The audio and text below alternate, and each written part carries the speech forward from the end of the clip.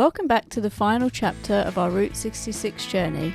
We've made it to Illinois, the final stay on this legendary road. From historic landmarks to quirky attractions, Illinois is the grand finale to this incredible trip. Let's dive in and take you to the last leg of our adventure.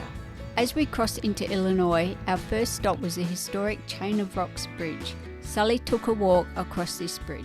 It was built in 1929 and spans the Mississippi River between St. Louis and Granite City. It's known for its distinctive 22-degree curve. The bridge was part of the original Route 66 alignment. After being replaced by a newer bridge in the 1960s, it was repurposed for pedestrians and now is part of a hiking and biking trail. From there we drove to Collinsville to snap some photos of the famous Catsup Bottle and a classic Route 66 sign. Built in 1949, this quirky water tower is a roadside icon. In Edwardsville, we passed by the West End Service Station. Built in 1927, it's a fantastic example of early 20th century gas station architecture. And we did a quick drive-by of Wheezy's Route 66 diner. We didn't have time to stop, but it looked like a great spot. Then we reached Pink Elephant Antiques in Livingston, and wow, what a place. There was a Muffler Man, all kinds of statues, including a Trump figure, and a treasure trove of antiques. Definitely a must-see if ever you're in the area. One of my favourite stops was Henry's Rabbit Ranch in Staunton. Established in 1994 by Henry and Ruth Rosner, the ranch features a restored historic service station, a giant fiberglass rabbit, and plenty of vintage items from the iconic highway. It also features a collection of Volkswagen vehicles.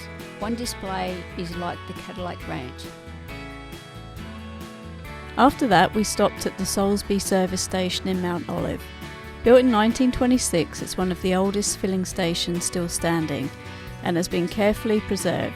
It's open to visitors, offering a glimpse into the past and the way service station functioned during the heyday of the famous highway. We drove by the Skyview Drive-In in Litchfield. Unfortunately, we were too early to catch a movie, but it's still great to see places like this keep the Route 66 spirit alive. Then it was on to Collinsville for a quick look around. It's known for its Victorian style design and rich in railroad history. Illinois is unique because it has multiple alignments of Route 66. Some take you through small towns with winding roads, while others are straighter and faster. Driving the paved section of Route 66 was like stepping back in time. This preserved stretch gives you a real sense of what road travel was like in its heyday. You can almost hear the hum of the classic cars and feel the excitement of the early travellers. One quirky stop was the turkey tracks, prehistoric footprints preserved in limestone. Today, the turkey tracks are marked with a sign to help travellers spot them. They serve as a charming reminder of how Route 66 connects not only towns and travellers, but also history and nature. It's a small, offbeat stop, but one that brings a sense of wonder to the journey. At the Sugar Creek Covered Bridge in Bridgeport, we took a walk across this charming wooden structure. Built in the 1870s, it's one of the few remaining covered bridges in the state. While not directly on Route 66, it's a scenic stop nearby, offering a glimpse into Illinois' rural history. For dinner, we went to the Cozy Dog Drive-In and tried their famous Cozy Dogs. They've been serving them since 1946 and claim to be the birthplace of the corn dog on a stick. And let me tell you, they're delicious. Next up was the Lauterbach Muffler Man, another tall, roadside giant keeping the Route 66 spirit alive. One of the highlights was the Route 66 experience at the Illinois State Fairgrounds. It's a unique exhibit that celebrates the rich history and culture of Route 66, particularly the stretch that runs through Illinois. It features several exhibits that showcase the history of the iconic highway, including vintage photos, signs, maps, and artefacts related to the road's golden era from the 1920s to the 1960s. We stayed until sunset to see the Legends Neon Park, where restored vintage signs light up the night.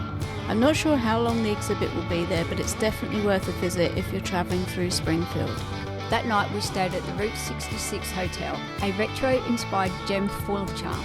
The next morning, we stopped in Atlanta and went into the American Giants Museum. It celebrates the iconic Muffler Men statues that were once common along Route 66.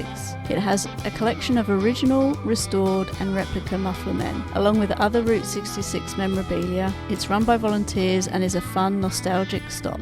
In Dwight, we saw the Texaco gas station built in the 1930s. This former Texaco station is now a museum and a historic landmark along the Mother Road. It's a fantastic example of old-fashioned service stations that were a staple on Route 66 during its heyday. The station showcases vintage gas pumps and offers a glimpse into the past of the Route 66 travel. We stopped by the Coca-Cola Museum. Although currently closed, this quirky stop used to feature memorabilia from the Coca-Cola Company, highlighting this brand's history along Route 66 and its ties to American culture. Finally, we made it to Chicago. We took a photo of the official end of the trail sign to make the completion of our journey. And to celebrate this, we went to a Chicago Cubs game, and they won. And the atmosphere was amazing.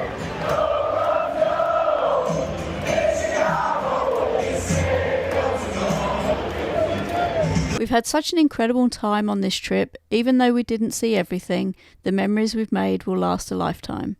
We can't wait to do it all again, maybe starting from the other end next time. Until then, thanks for watching.